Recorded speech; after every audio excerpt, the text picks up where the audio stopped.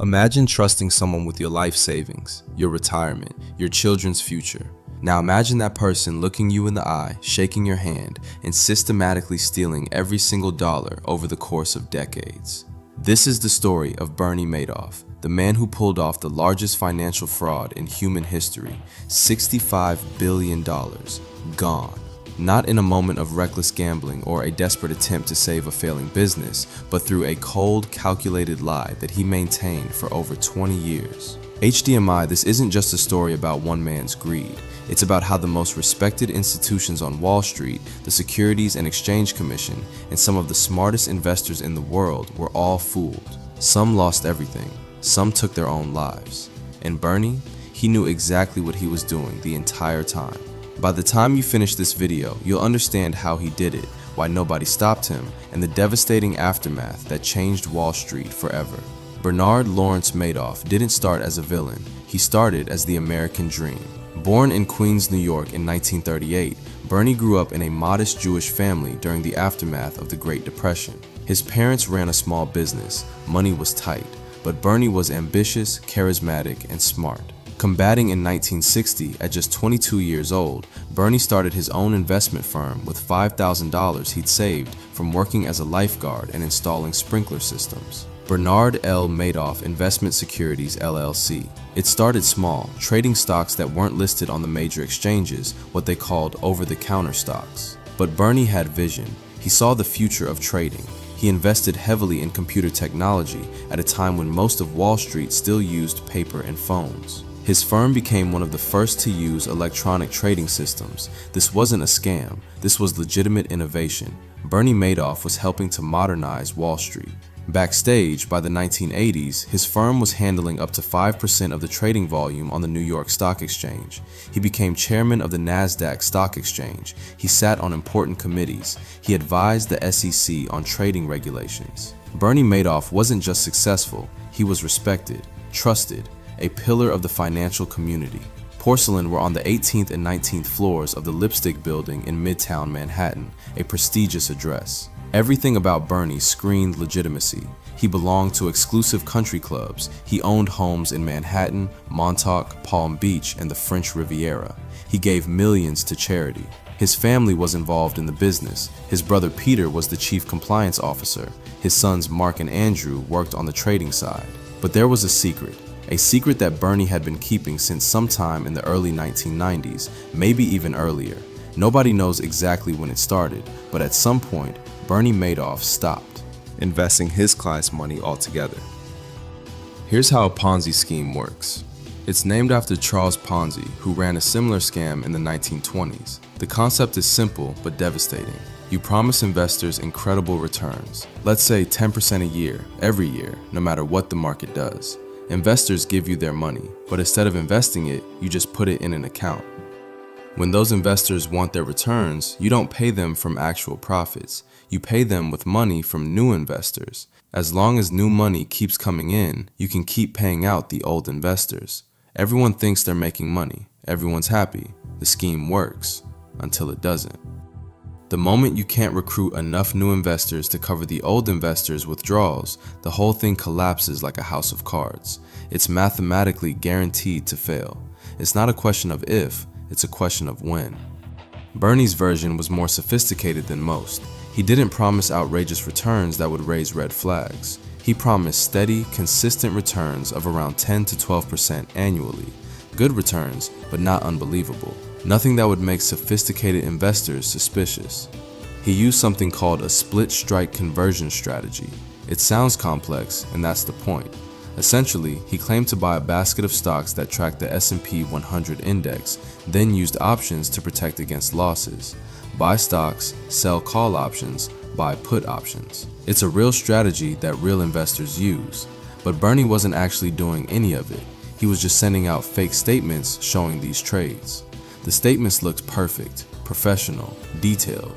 They showed consistent gains month after month, year after year. And because Bernie's firm was a legitimate market maker handling real trades for other clients, nobody questioned whether he was actually making these trades for his investment clients.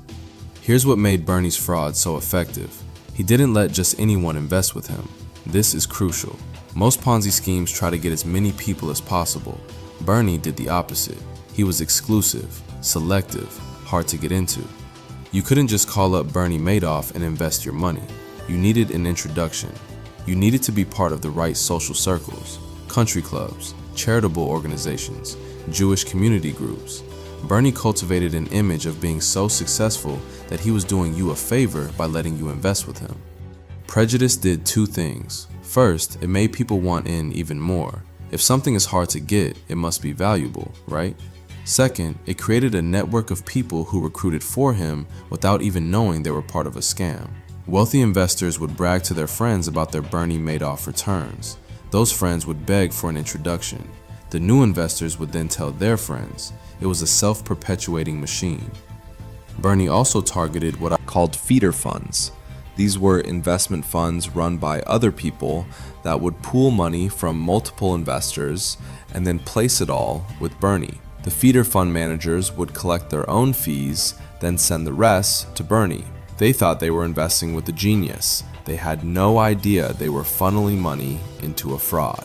One of the biggest feeder funds was Fairfield Greenwich Group, which had over $7 billion invested with Madoff. The founder, Walter Noel, was a well-connected socialite who used his relationships to bring in wealthy clients from around the world. He collected millions in fees while unknowingly destroying his clients' wealth. Then there were the European banks that were supposed to have sophisticated due diligence processes. Union Bancaire Privée, Banco Santander, HSBC, BNP Paribas, they all had money with Madoff. Billions of dollars from European aristocrats, business moguls, and institutions. All of it went straight into Bernie's scheme. The returns were so consistent that some investors actually became suspicious, but for the wrong reasons. They thought maybe Bernie was front-running trades or had some kind of insider information. Illegal activities, sure, but ones that would still make them money. They never imagined the whole thing was completely fake. Bernie's mystique grew. He rarely met with clients directly. He had a small, loyal team that handled the investment advisory business. The operation ran from the 17th floor of the Lipstick Building, separate from the legitimate market-making business upstairs. This physical separation helped maintain the illusion. His returns were documented and seemingly verified. Investors received monthly statements. They could see their money growing. Some investors had been with Bernie for 20 or 30 years and had never had a problem withdrawing funds. This track record built immense trust. If you wanted to take money out, Bernie paid you. No questions asked, no delays. This is what made Bernie's Ponzi scheme different from most others. He wasn't flashy. He wasn't promising to double your money overnight. He was the boring, steady, reliable option for wealthy people who wanted to preserve and slowly grow their wealth. He was the last person anyone would suspect. Psychologists, but there was someone who suspected. Someone who knew something was very wrong. His name was Harry Markopolos, was a portfolio manager and fraud investigator. In 1999, his boss asked him to look into Madoff's strategy to see if they could replicate it for their own firm. Harry started digging into the numbers. Within 4 hours, he knew something was wrong. Within 4 minutes, he actually suspected it, but he spent 4 hours proving it to himself. Suppressing the returns were too consistent. The stock market goes up and down. Even the best investors have bad months and bad years. But Bernie's returns were steady, positive, reliable, month after month, year after year. It defied the basic nature of financial markets. Harry looked at the options market. According to Bernie's strategy, he should have been one of the largest options traders in the world. But when Harry checked the total volume of options being traded, there wasn't enough volume for Bernie to be executing the trades he claimed. It was mathematically impossible. Bernie was claiming to buy more options than actually existed in the entire market on some days. Harry Markopolos did what any responsible financial professional would do. He reported it to the SEC. In May 2000, he submitted his findings. The SEC did nothing, so he tried again, and again, and again. Over the course of 9 years, Harry submitted detailed reports to the SEC 5 separate times.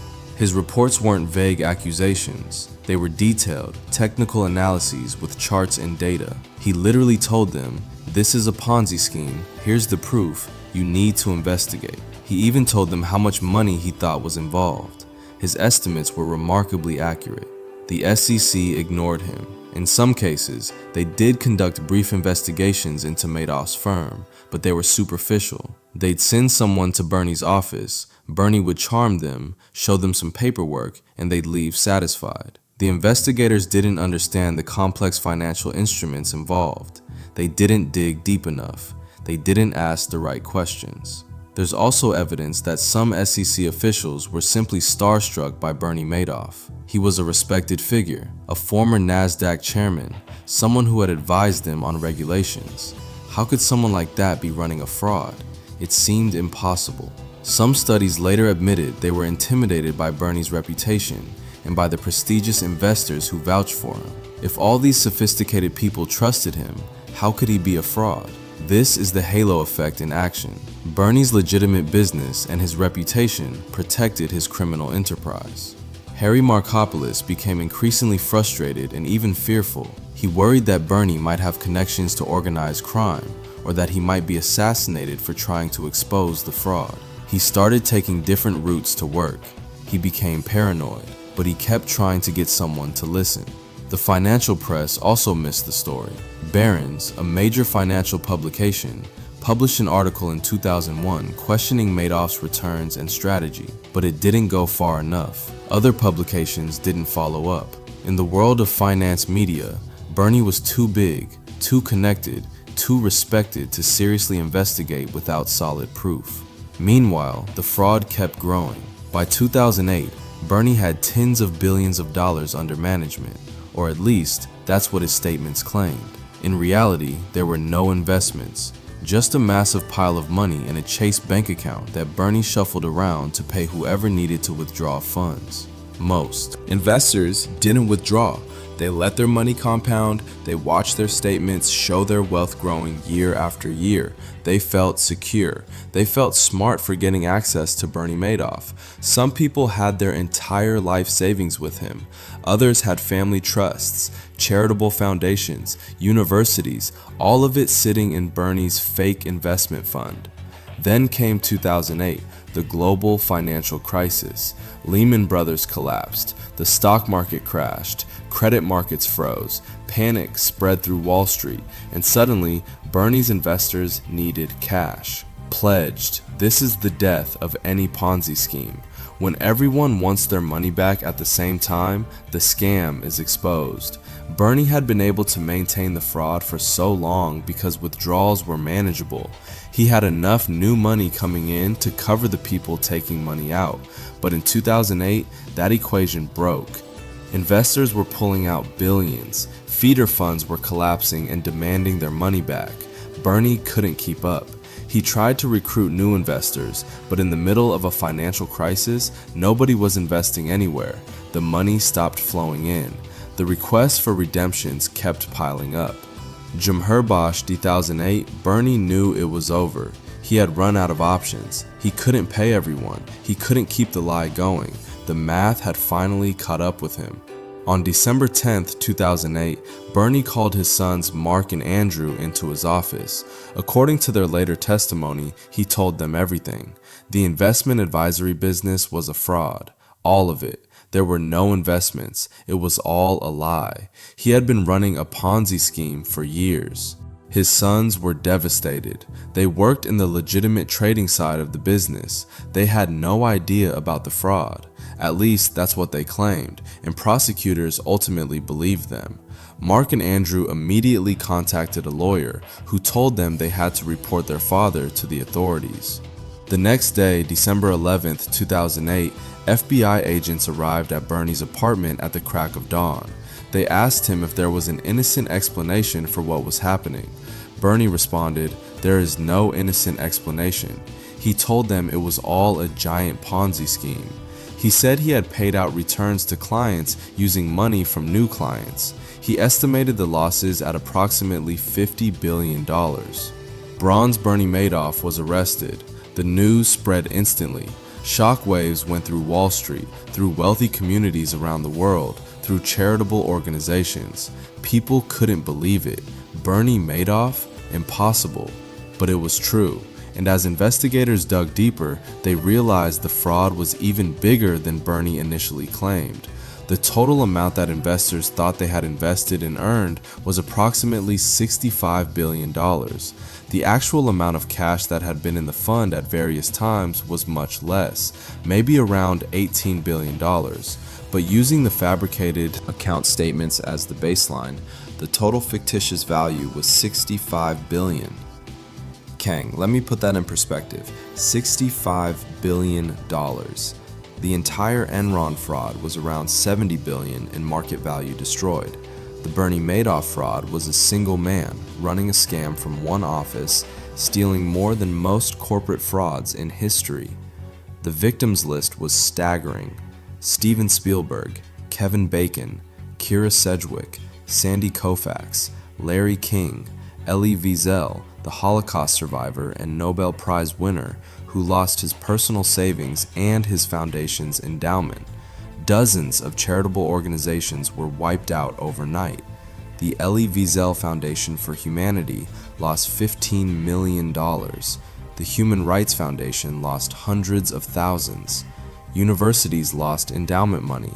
Yeshiva University lost $14 million. Tufts University, $14 million. New York University, $24 million. These weren't just numbers. This was money meant for scholarships, research, and operations. Sniper investors were destroyed. Retirees who had trusted Bernie with their entire nest egg woke up to find out they had nothing. People who thought they had $5 million in their account discovered they had zero. Not a market loss, not a bad investment, just nothing. It had never been there. Some victims took their own lives.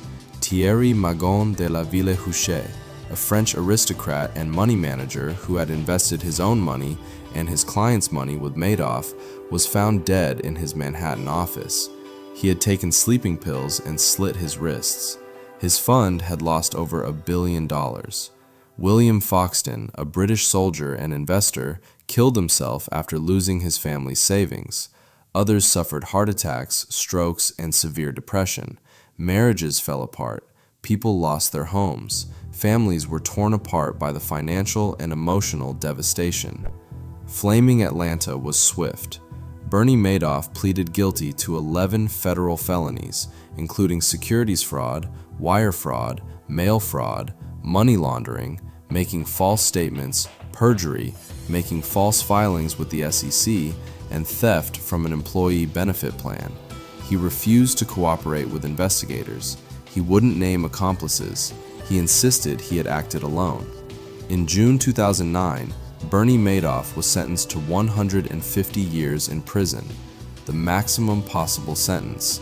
The judge called his crimes extraordinarily evil. Bernie was 71 years old. He would die in prison. There was no possibility of parole, no chance of early release. He would spend the rest of his life behind bars. But sentencing Bernie wasn't enough. Investigators wanted to know who else was involved. How could one man pull this off alone?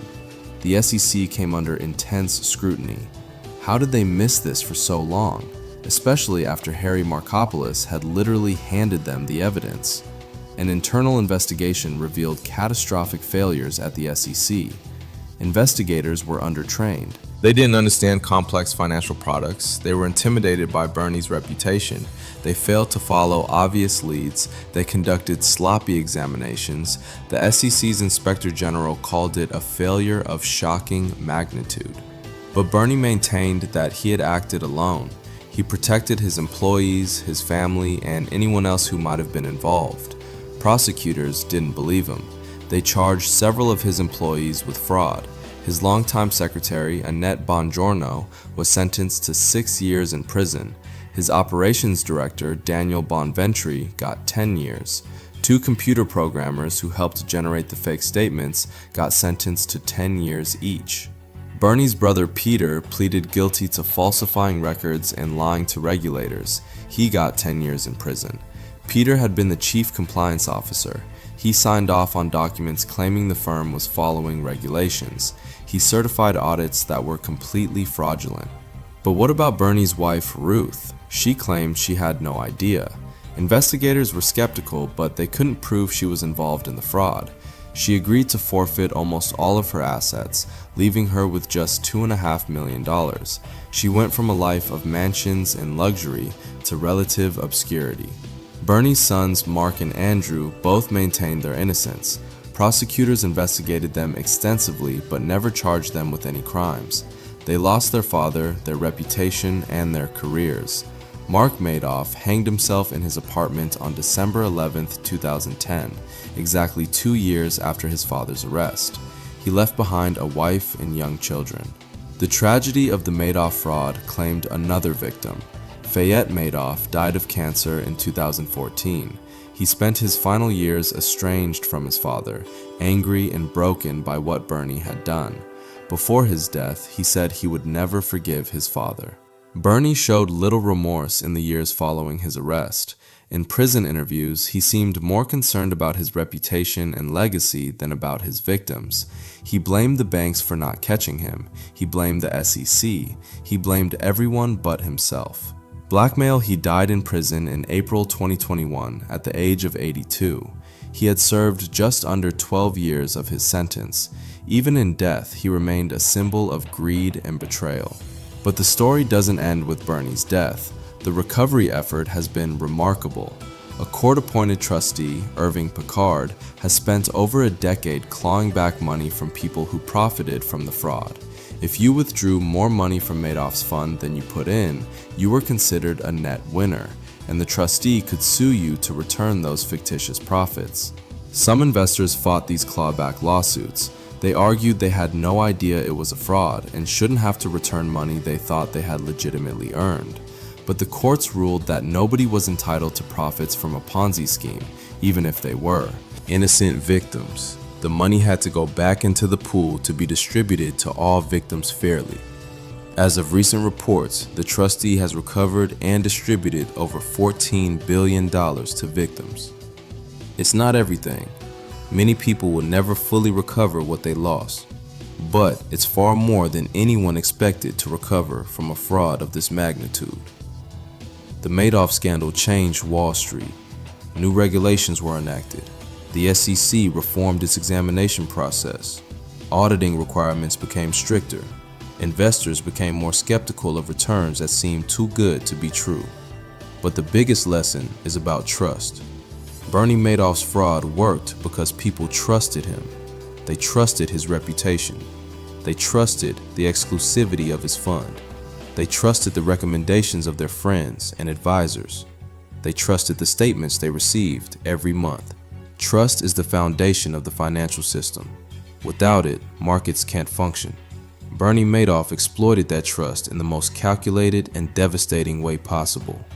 He didn't just steal money. He destroyed families, ended lives, and shattered the belief that the system could protect people from fraud. Some people ask why Bernie did it. He was already successful. His legitimate market-making business was highly profitable. He was wealthy, respected, and admired.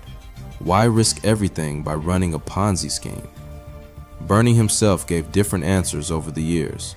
Sometimes he claimed it started as a temporary measure during a market downturn and then spiraled out of control. Other times he seemed to revel in having fooled everyone. The truth is probably a combination of ego, greed, and the addictive nature of maintaining a lie. Ponzi schemes are often described as like riding a tiger. Once you're on, you can't get off. Bernie could never come clean because doing so would mean admitting fraud and going to prison. So he kept riding, kept lying, kept taking more money, hoping somehow he could make it work. But the math of a Ponzi scheme is unforgiving.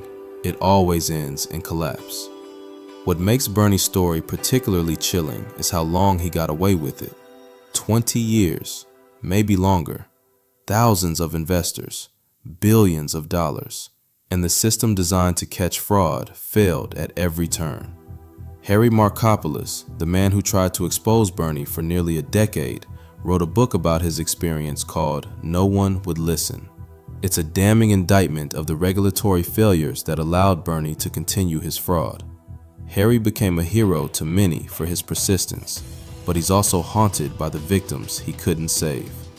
There are still unanswered questions. Was Bernie really acting alone?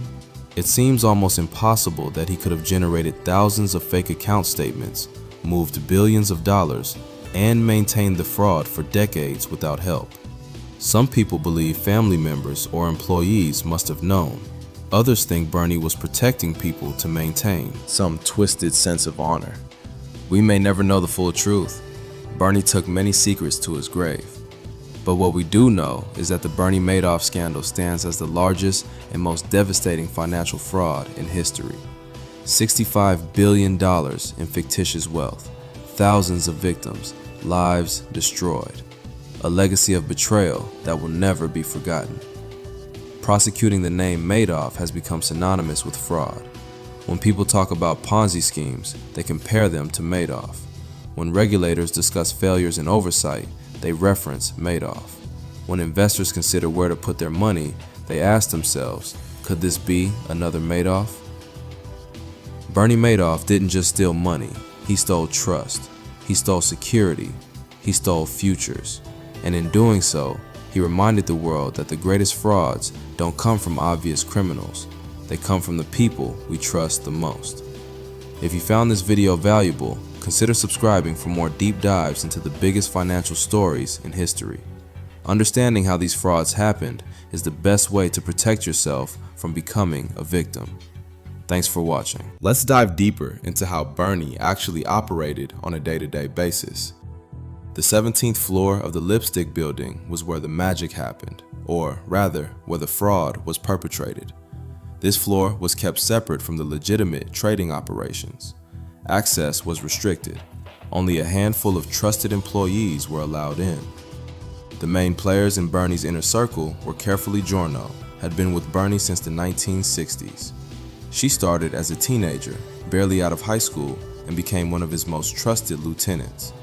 She managed client accounts and generated the fake statements. She knew every detail of the fraud because she was creating the paperwork that made it look real. Frank DePascali was Bernie's right-hand man for the investment advisory business. He ran the day-to-day operations of the fraud.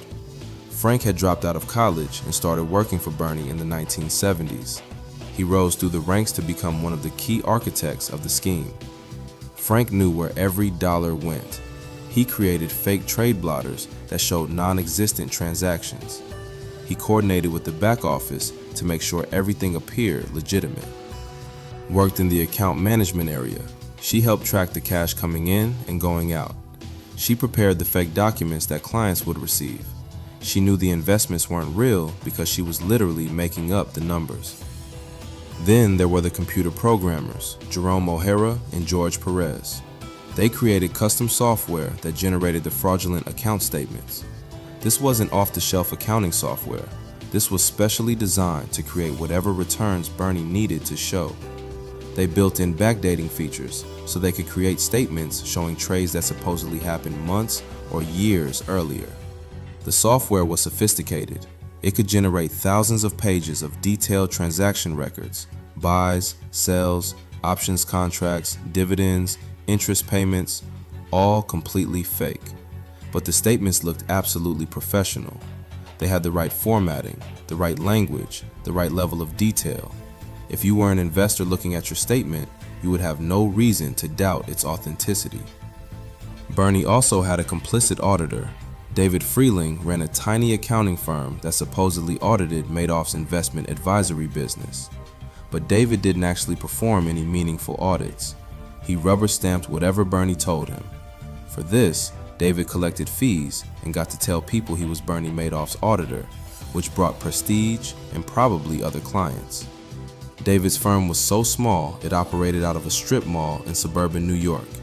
A legitimate audit of a multi-billion-dollar investment fund would require a large accounting firm with dozens of auditors spending months reviewing records, confirming trades with counterparties, and verifying account balances. David did none of this. He just filed paperwork saying everything was fine. This should have been a massive red flag.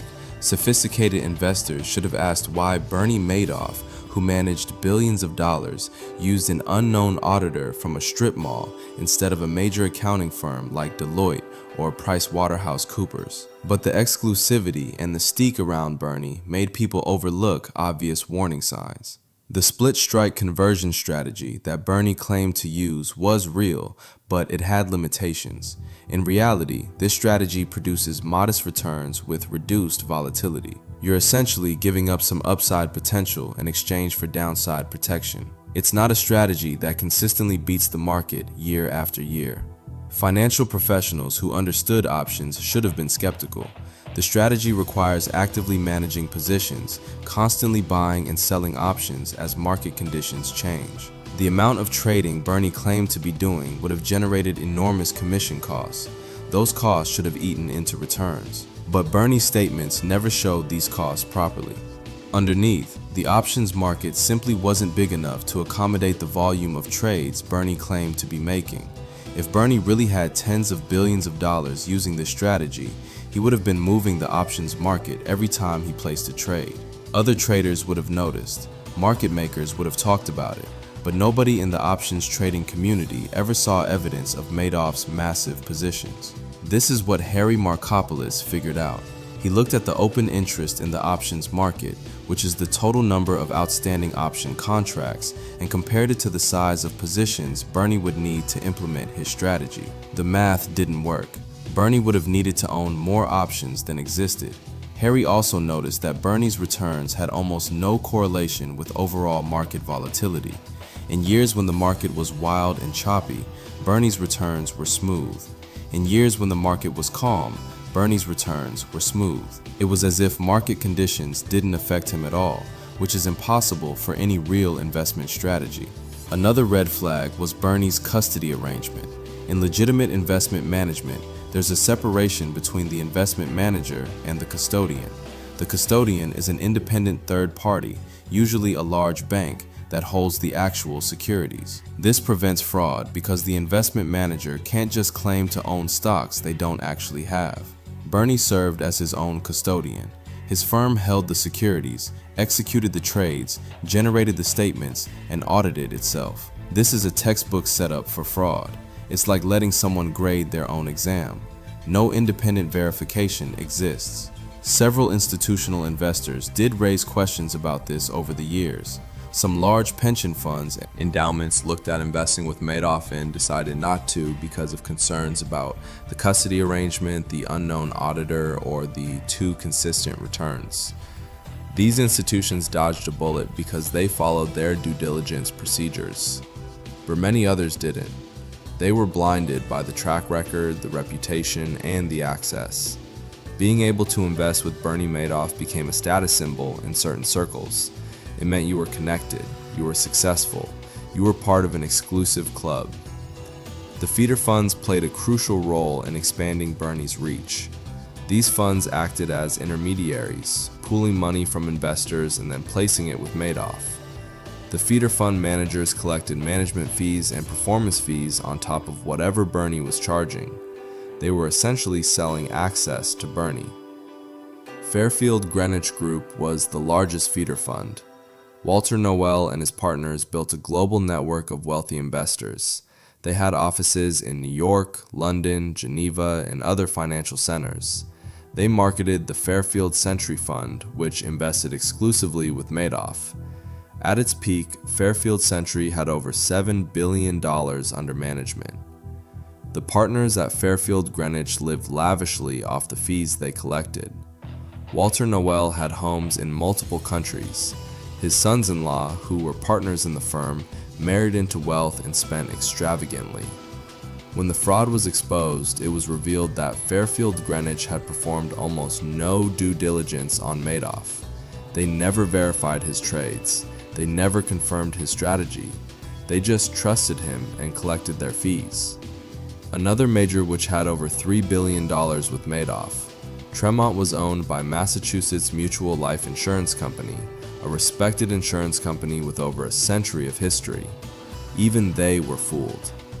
Europe, banks like Banco Santander, Union Bancaire Privée, and HSBC had billions of dollars of client money invested with Madoff through various funds and structured products. European aristocrats, business owners, and wealthy families lost fortunes. Some of these banks faced lawsuits from their clients for failing to properly vet Madoff. The international nature of the fraud meant that, when it collapsed, the damage spread across continents. In Switzerland, several private banks had significant exposure. In France, wealthy families were devastated. In the United Kingdom, charities and individuals lost hundreds of millions. The ripple effects touched nearly every major financial center in the world. Tragic story involves the Wilpon family, who owned the New York Mets baseball team. Fred Wilpon and his partner Saul Katz had invested with Bernie for decades. They thought they had made hundreds of millions of dollars in profits. After the fraud was exposed, the trustees sued them to recover fictitious profits. Dragged on for years and threatened the financial stability of the Mets organization. Eventually, they settled for a large payment, but it nearly forced them to sell the team. Jewish charities were disproportionately affected because Bernie targeted the Jewish community. He was active in Jewish social circles, belonged to Jewish country clubs, and served on the boards of Jewish organizations. He used these connections to gain trust and recruit investors. When the fraud collapsed, many Jewish charities lost their endowments. Foundations that had been built over generations were wiped out overnight. The Elie Wiesel Foundation lost $15 million, essentially its entire endowment. Wiesel, who had survived the Holocaust and dedicated his life to fighting injustice, was victimized by a fraud that destroyed his foundation's ability to do good work. Wiesel later said that Bernie Madoff was a thief, a scoundrel, and a swindler, and that he would never forgive him. Yeshiva University, a prominent Jewish institution in New York, lost millions. Hadassah, the Women's Zionist Organization of America, lost $90 million. These weren't just financial losses. These were institutions that provided education, healthcare, and social services. The fraud damaged communities. Some victims were Holocaust survivors who had rebuilt their lives after losing everything in World War II, only to lose everything again to Bernie Madoff. The cruel irony was not lost on anyone. Some survivors spoke publicly about the trauma of being victimized twice in their lifetimes. Bernie's targeting of the Jewish community drew particular condemnation. He had used his identity and his connections within the community to exploit trust. Jewish leaders called his actions a shanda, a Yiddish word for a shameful or embarrassing act that brings disgrace to the community. After Bernie's arrest, investigators tried to trace the money. Where did the billions of dollars go? Some went to pay earlier investors their fake returns. This is the nature of a Ponzi scheme. But billions more were spent on Bernie's lifestyle, his family's lifestyle, and his business operations. Bernie owned multiple homes, a penthouse apartment in Manhattan worth several million, a beach house in Montauk on Long Island, a mansion in Palm Beach, Florida worth $11 million, a villa in the French Riviera worth $1 million. All of these properties were purchased with stolen money. He owned boats and yachts. He was a member of exclusive country clubs where memberships cost hundreds of thousands of dollars. He flew private. He stayed at luxury hotels. He collected expensive watches. He gave millions to charities using stolen money to create a philanthropic image that helped recruit more victims. Ruth lived a life of luxury, designer clothes, jewelry, expensive dinners, and travel. She claimed she had no idea about the fraud, but she certainly enjoyed the benefits of it. After Bernie's arrest, she agreed to forfeit $180 million in assets, keeping only $2.5 million for herself. Bernie's brother Peter and his family also lived well. Peter's daughter Shayna worked as a compliance attorney at the firm. She married a former SEC official who had worked on examinations of Madoff's firm, which raised questions about potential conflicts of interest. Peter's family lost their wealth and reputation when the fraud was exposed. The money also went to fund Bernie's legitimate market-making business. That business was profitable on its own, but Bernie used money from the Ponzi scheme to provide capital and liquidity. This allowed him to grow the legitimate side of his business while maintaining the fraud on the advisory side. Some money went to loans and personal expenses for employees. Bernie was generous with his inner circle. He paid them well, gave them bonuses, and helped them with personal financial matters. This loyalty bought their silence and complicity. But the vast majority of the money simply evaporated. In a Ponzi scheme, money comes in from new investors and goes out to old investors. There's no actual investment happening, so there's no growth. The pot of money gets drained by withdrawals and expenses until there's nothing left. Whenever Bernie was finally arrested, there was only about $300 million in the bank account. That's out of $65 billion in claimed investments. Everything else was gone. The legal process that followed was complex and unprecedented.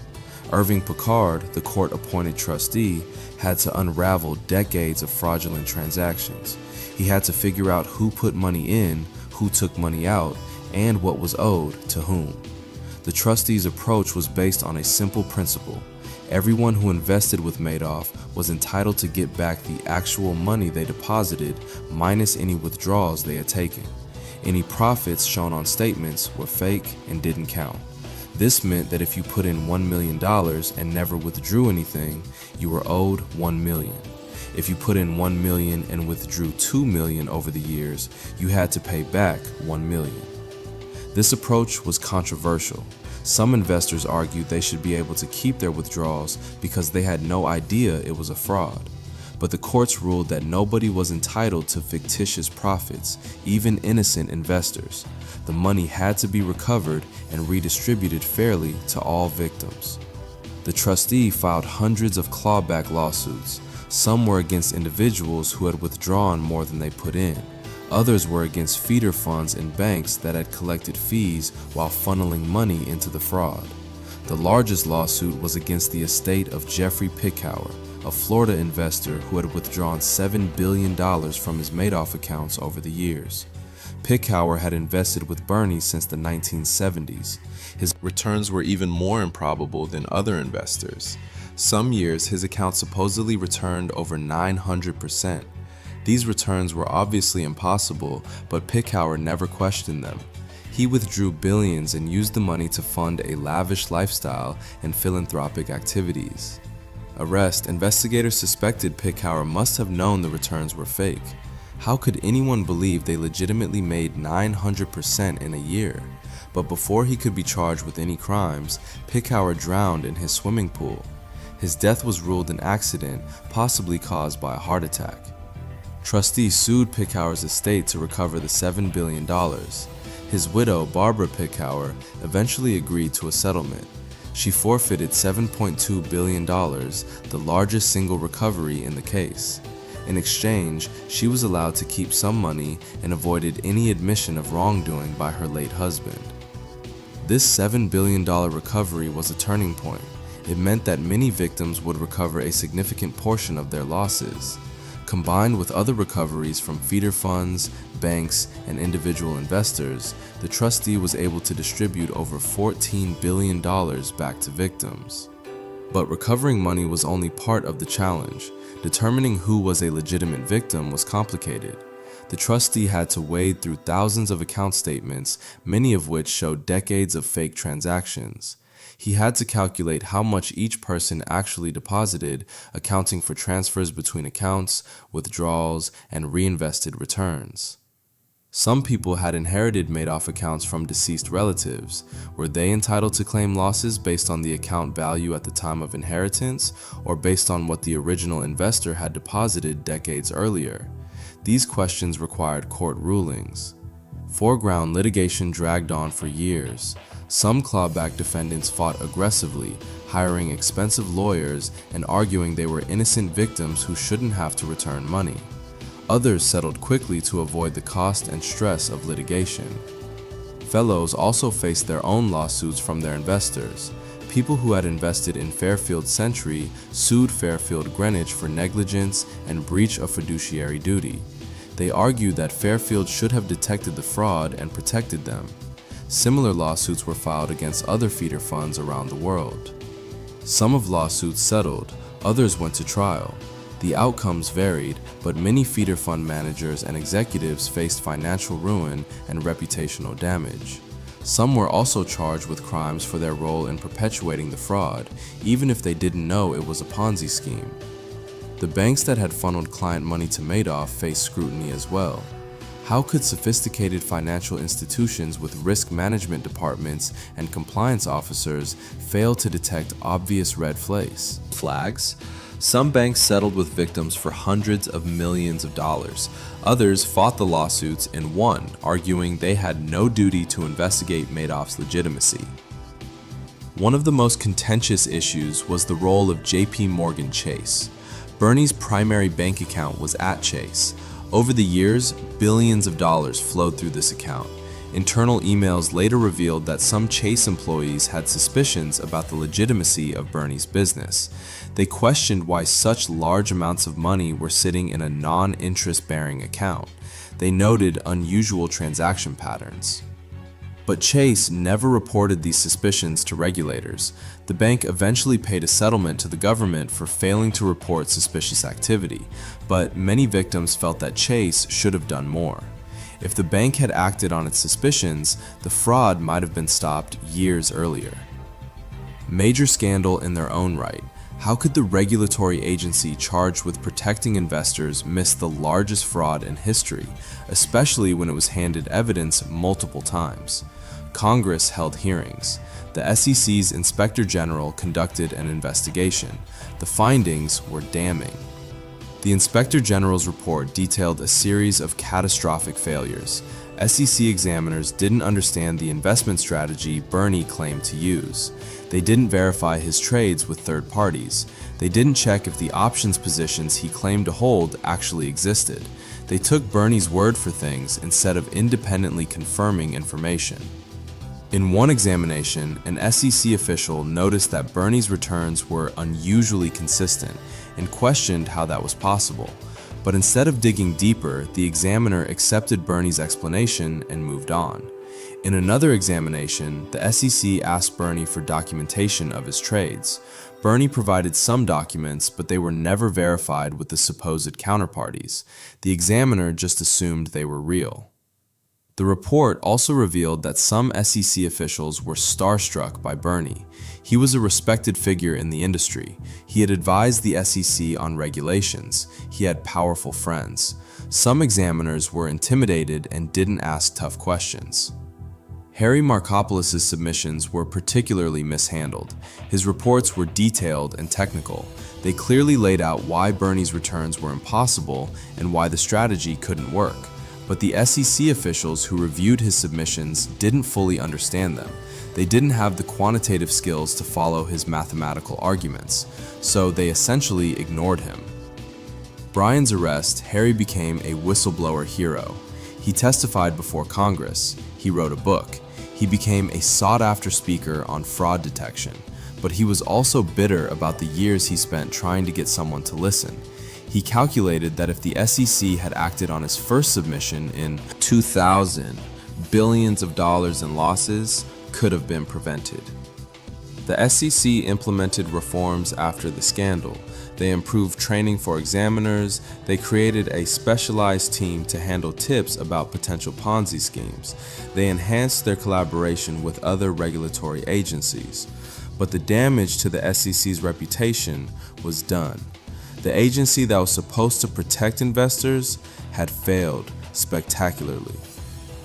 Bernie's time in prison was documented through occasional interviews and letters. He was initially sent to a medium security federal prison in North Carolina. Later, he was transferred to a medical facility in North Carolina due to health issues. Bernie gave some interviews where he discussed the fraud.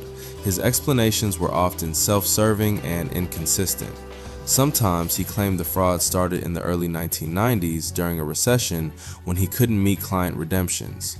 Other times he suggested it might have started earlier. He blamed his victims for being greedy and not asking questions. He blamed the banks for not catching him.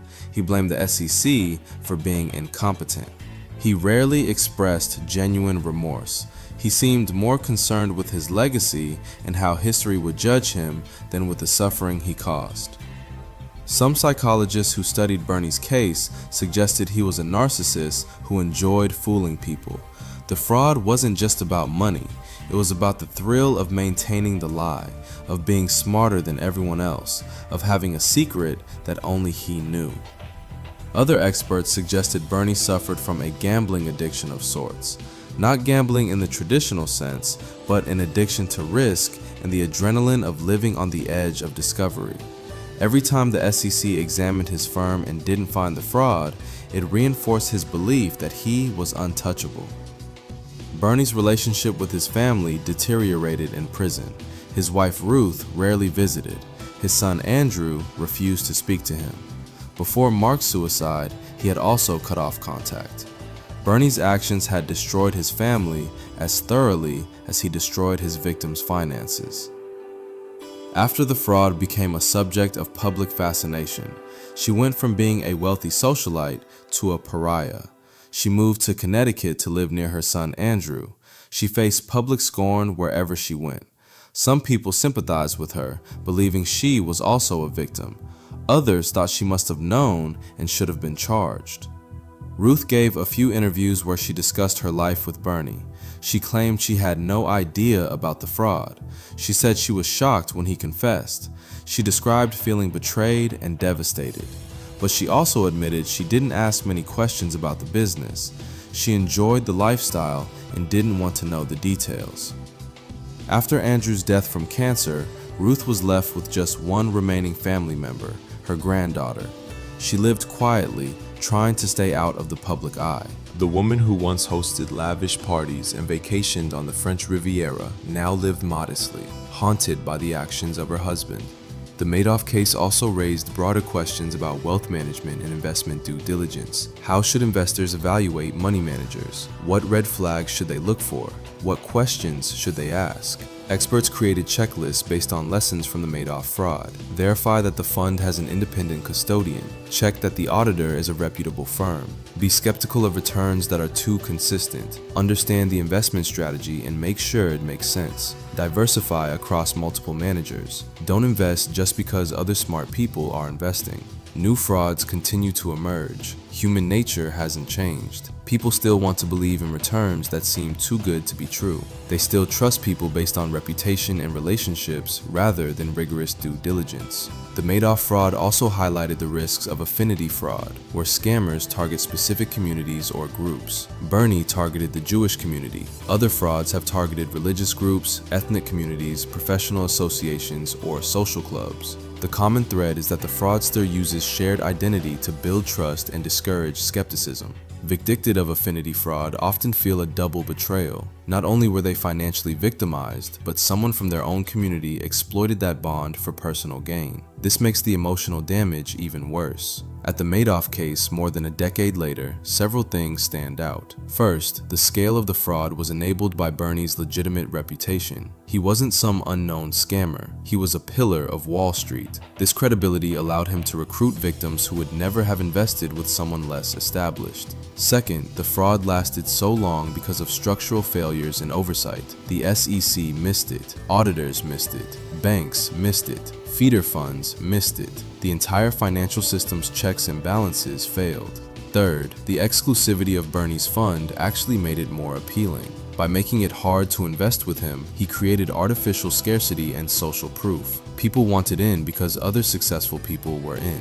Before, the victims were not unsophisticated. They included hedge fund managers, accountants, lawyers, and financial professionals. Intelligence and expertise don't protect against fraud when the fraud is sophisticated enough and the fraudster is trusted enough. Fifth, the recovery process, while not complete, has been more successful than anyone expected. The trustees' aggressive pursuit of clawback recoveries generated billions of dollars that could be distributed to victims. This doesn't make the victims whole, but it's better than the typical outcome in Ponzi scheme cases.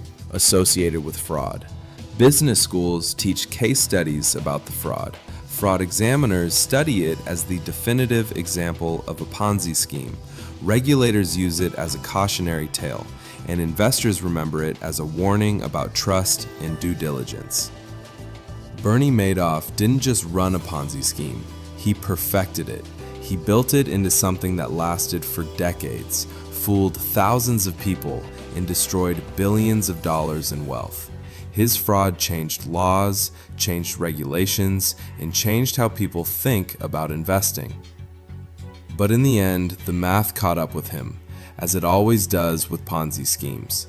The fundamental impossibility of paying old investors with new investors' money guarantees collapse.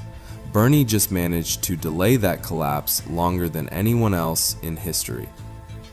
And that's the complete story of Bernie Madoff.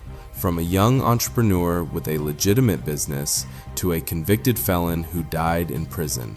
From a respected pillar of Wall Street to a symbol of greed and betrayal. From managing billions of dollars to having nothing. This legacy is one of destruction, destroyed wealth, and a reminder that in finance, if something seems too good to be true, it probably is. Thank you for watching this deep dive into the Bernie Madoff scandal. If you found this video informative, please subscribe for more content on the biggest financial stories in history. Understanding how these frauds work is the best protection against becoming a victim yourself. Leave a comment below with your thoughts on the Madoff case, and I'll see you in the next video.